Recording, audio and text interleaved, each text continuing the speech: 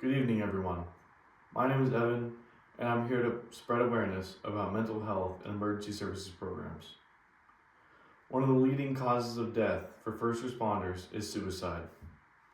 When most people think about emergency service workers, they picture police officers, firefighters, and paramedics all rushing into danger to help save others. What many people don't see is the emotional toll that comes with these jobs. Today, I'll provide a brief overview of mental health and emergency services, including what it is, why it matters, and some of the challenges first responders face. Mental health refers to our emotional, physical, and social well-being. It affects how we handle stress, interact with others, and make decisions. Like physical health, mental health can improve or deteriorate depending on a person's experiences and environment. Emergency service workers face situations that most of us never experience. They respond to serious accidents, fires, natural disasters, and violent crimes. They often witness severe injuries, death, and human suffering. While helping people in crisis is their job, repeated exposure to traumatic events can significantly affect mental health. One of the most common health conditions among first responders is post-traumatic stress disorder, otherwise known as PTSD.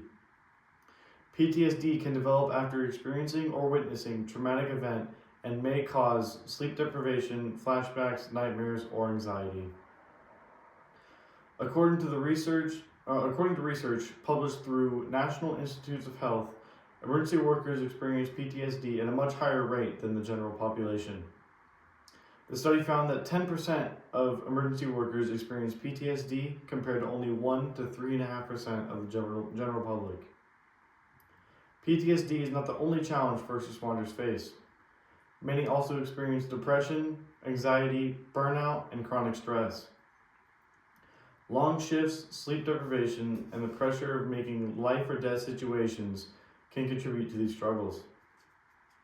In some emergency cultures, stigma around mental health can also discourage workers from seeking help.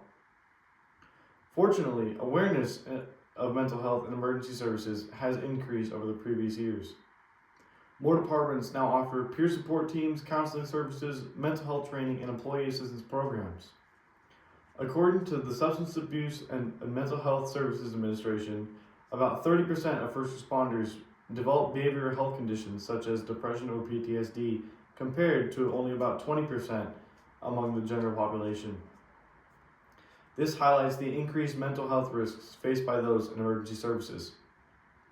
In conclusion, first responders dedicate their careers to helping others through some of life's most difficult challenges.